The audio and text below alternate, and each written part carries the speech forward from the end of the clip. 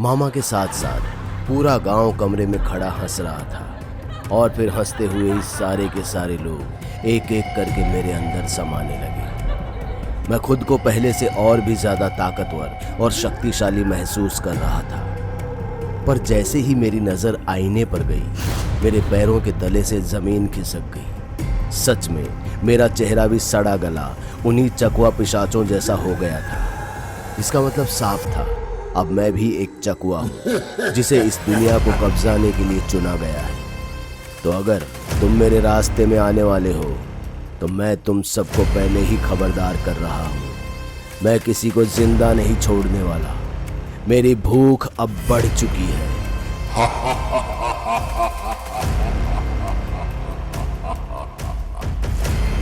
खुद को इतने भयानक रूप में देख मेरी आंखों के आगे काला अंधेरा छाने लगा और अगले ही पल मैं किसी मांस के लोथड़े की तरह जमीन पर जा गिरा। अगली सुबह जब मेरी आंख खुली तो मैं अकेला ही अपने कमरे में नंगा पड़ा हुआ था।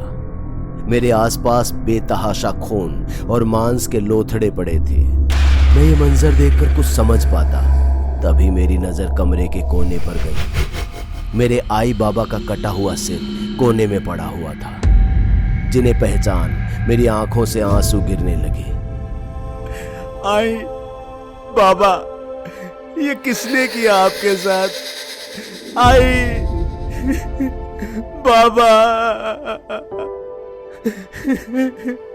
मैं बिलख बिलख कर रोता हुआ आई बाबा के कटे हुए सिर के पास आ गया, लेकिन जैसे ही मैंने उन्हें छुआ तो मुझे उनके साथ हुई दरिंदगी की झलकियां दिखाई देने लगी। जिस दरिंदे ने उनका ये हाल किया था वो कोई और नहीं बल्कि उनके ही खून, उनके ही बेटे ने किया था। मैंने किया था। अपने बाबा की फूटी हुई आंख देखकर मुझे याद आया कि किस तरह मैं अपने चकवा पिशाच के रूप में अपने आई बाबा पर कहर ढा रहा हूँ। ये सब झलकियां देखकर मुझे खुद से घिन होने लगी थी। मैं खुद को हमेशा हमेशा के लिए खत्म कर देना चाहता था। मैं गुस्से में पागल हो कोई नुकीली चीज अपनी गर्दन में घोंप इस दुनिया को अलविदा कहना चाहता था। इसी पागलपन में मैं चीजों को तीतर बीतर करता हुआ कब आईने के आगे आ पहुंचा मुझे पता ही नहीं चला। आसपास कुछ ना मिलने पर मैंने आईने पर अपना सिर जोर से टपका और फिर आईने के टूटे हुए टुकड़े से अपना गला काट ही रहा था कि तभी मुझे किसी की आवाज सुनाई दी। मरे हुए लोग दोबारा नहीं मरते वीरेन, ये सब करने से कुछ नहीं होगा। तुम्हें जो काम दिया गया है उसे जल्दी पूरा करो। ये आवाज एक चकवा पिशाच की थी जो मुझसे उन आईने के टूटे हुए टुकड़ों के द्वारा बात कर रहा था। कौन हो तुम? ये मुझे क्या से क्या बना दिया तुमने? यहाँ तक कि मैंने अपने आई बाबा तक को नहीं छोड़ा। मैं एक दरिंदा हूँ, मुझे इस दुनिया में रहने का कोई हक नहीं। अरे तुम कोई दरिंदे नहीं, मेरी तरह एक चकवा पिशाच हो जिसे एक मकसद के लिए चुना गया है। तुम्हें क्या लगता है सिर्फ इंसानों ने ही कुर्बानियां दी हैं? अरे हम चकवा पिशाच हजारों सालों से उस गुफा में कैद थे। हमारा वंश खत्म होने के कगार पे आ पहुंचा था। तब हमें कोई मिला जिसने हमारी उम्मीदें जगाई, और वो उम्मीद तुम हो वीरेन। पर मैंने तुमसे कभी नहीं कहा, मैं तो तुमसे मिला भी नहीं हूं। जो किया तुमने खुद किया, तुमने मुझे चुना, इसलिए अब जो मेरा मन करेगा मैं वो करूंगा। इतना कहकर मैंने अपनी आंखें बंद कर ली और बची कुची हिम्मत समेट कर मैंने उस आईने के टुकड़े को अपनी गर्दन के आर पार कर दिया। पर हैरानी की बात यह थी कि मैं जिंदा था, मेरी सांसें चल रही थी और मेरी गर्दन से खून तो क्या, उस पर एक खरोच तक नहीं लगी थी। खुद को एकदम सही सलामत जान मैं गुस्से से और बौखला गया। फिर उसी आईने के टुकड़े से मैंने अपनी छाती चीर डाली, पर मैं अभी भी सही सलामत अपने पैरों पर खड़ा था।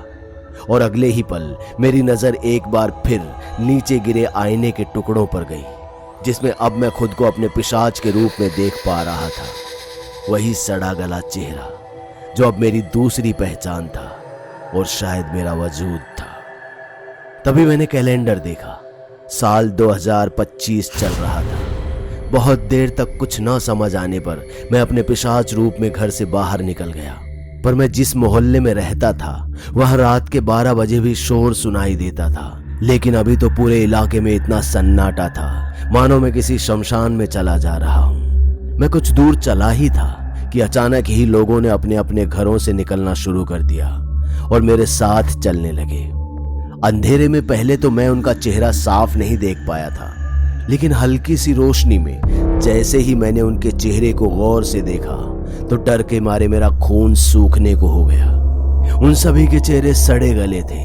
वो सब लोग मेरी ही तरह एक चकवा पिशाच थे और उन्हें देख मुझे उनका पुराना अस्तित्व भी साफ दिखाई देने लगा, जब वो भी एक इंसान थे और उन्हें इस इंसान से चकवा पिशाच बनाने वाला कोई और नहीं, मैं ही था। और मुझे कुछ याद क्यों नहीं आ रहा था। मैं खुद के सवालों में इतना डूब चुका था कि मुझे पता ही नहीं चला कि करोड़ों पिशाचों की सेना मेरे सामने गर्दन झुकाए घुटनों पर बैठी हुई है, जो मेरे एक इशारे पर कुछ भी करने को तैयार है। क्या चाहिए तुम लोगों को मुझसे? मैं कोई मसीहा नहीं हूं, एक दरिंदा हूं जिसने तुम लोगों को भी अपनी तरह बना दिया है। मुझे मार क्यों नहीं देते? क्यों मेरे सामने गर्दन झुकाए खड़े हो तुम लोग? वीरेन, आप ये कैसी बातें कर रहे हैं?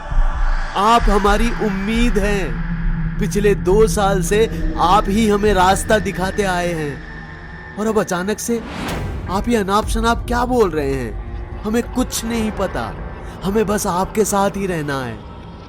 इतने सारे लोगों की बात सुनकर मैं समझ गया था कि ये लोग इतनी आसानी से मेरा साथ नहीं छोड़ेंगे। महज 2 साल में मैंने आधे भारत को हमेशा हमेशा के लिए खत्म कर दिया और अगर जल्दी ही मैंने इसे नहीं रोका तो पूरी दुनिया खत्म होने में ज्यादा वक्त नहीं लगेगा।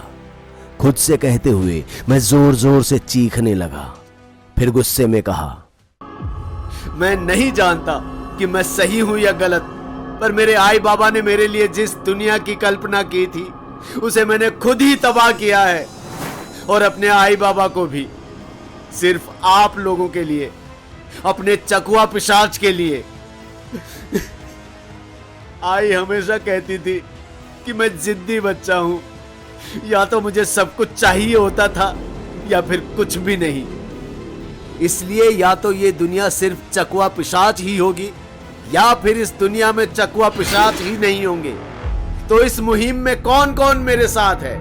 आप कुछ महीनों के लिए बेहोश हो गए थे और अब जागे हो, तो बताइए कहां हमला करना है? आपकी फौज आपका हर काम करने के लिए तैयार है। आपका बदला हम लेकर रहेंगे। महज 2 साल में मैंने आधे भारत को हमेशा हमेशा के लिए खत्म कर दिया और अगर जल्दी ही मैंने इसे नहीं रोका तो पूरी दुनिया खत्म होने में ज्यादा वक्त नहीं लगेगा। खुद से कहते हुए मैं जोर जोर से चीखने लगा। फिर गुस्से में कहा, मैं नहीं जानता कि मैं सही हूं या गलत, पर मेरे आई बाबा ने मेरे लिए जिस दुनिया की कल्पना की थी उसे मैंने खुद ही तबाह किया है और अपने आई बाबा को भी, सिर्फ आप लोगों के लिए, अपने चकवा पिशाच के लिए। आई हमेशा कहती थी कि मैं जिद्दी बच्चा हूं, या तो मुझे सब कुछ चाहिए होता था या फिर कुछ भी नहीं। इसलिए या तो ये दुनिया सिर्फ चकवा पिशाच ही होगी या फिर इस दुनिया में चकवा पिशाच ही नहीं होंगे। तो इस मुहिम में कौन कौन मेरे साथ है? मेरे पूछने पर करोड़ों पिशाच एक साथ हू करने लगे और मेरे साथ जीने मरने को तैयार हो गए। लेकिन उन्हें कौन बताता कि मैं खुद उन्हें मौत के मुंह में ले जा रहा हूं। मेरी बातें सुनकर सभी चकवा पिशाच जोश में भर गए, पर इससे पहले कोई कुछ समझ पाता आसमान से बम बरसने लगे। आर्मी ने एक साथ इतनी भीड़ देखकर हवाई हमला शुरू कर दिया और हम पर गोलियां चलाने लगी। मैंने भी मौके का फायदा उठाते हुए सभी चकवा को यह ऑर्डर दे दिया कि इंसानों को इस दुनिया से खत्म किए बिना कोई कहीं भी नहीं जाएगा। बस फिर क्या था, मेरे कहते ही करोड़ों चकवा पिशाच आर्मी से लड़ने के लिए कूद पड़े। आर्मी वाले भी अंधाधुंध गोलियां चलाने लगे। मेरे चारों तरफ सिर्फ और सिर्फ लाशें ही लाशें थी, खून की नदियां बह रही थी। मैं सबको जानबूझकर मरवा रहा था, या फिर यूं कहूं कि सबको मरता देख रहा था। और मरने के बाद उन सब के जिस्म से निकली कलाई रोशनी मेरे अंदर समाती जा रही थी, जिससे मैं और भी शक्तिशाली होता जा रहा था। हमने भी आर्मी का बहुत नुकसान किया था। हम उनका एक मारते तो वो हमारे 20।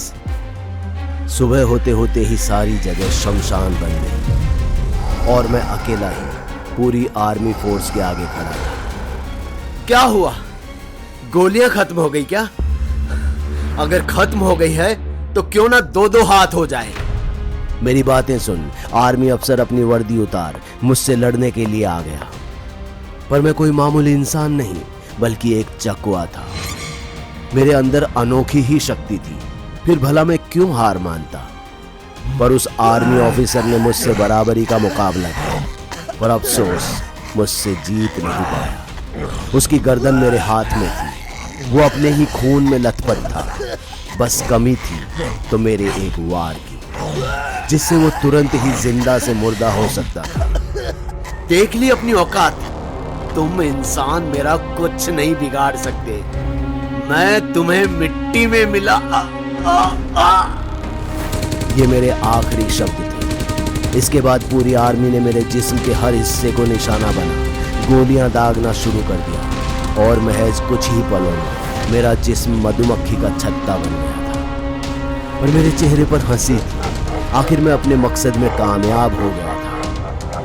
भले ही मैंने चकवा पिशाच की आबादी नहीं बढ़ाई, लेकिन उन्हें इस दुनिया से हमेशा हमेशा के लिए खत्म कर दिया। और जब आर्मी ऑफिसर मेरी शिनाख्त के लिए मेरी लाश के पास आए तो सब लोग मुझे देखकर हैरान थे। मैं दिखने में अभी भी एक कॉलेज में पढ़ने वाला बच्चा लग रहा था, जिसके जिस्म में हजारों गोलियां दफन थी और अब वो जिंदा से मुर्दा हो गया था। मेरे साथ क्या हुआ और मेरे साथ ही क्यों हुआ? मैं चाहता तो इसे बहाना बनाकर कुछ भी कर सकता था। शायद मैं दुनिया भी जीत लेता, नहीं तो बर्बाद तो कर ही रहा था। लेकिन फिर ये दुनिया वैसी नहीं रहती जैसा कि मेरे आई बाबा ने मेरे लिए सोची थी। इस दुनिया में ना सही, पर मैं अपने आई बाबा से उस दूसरी दुनिया में जरूर मिलूंगा और माफी भी मांग लूंगा। दोस्तों, बुरा हम सबके साथ होता है, लेकिन हर कोई अपने बदले के लिए हथियार उठा ले, ये तरीका भी तो सही नहीं है।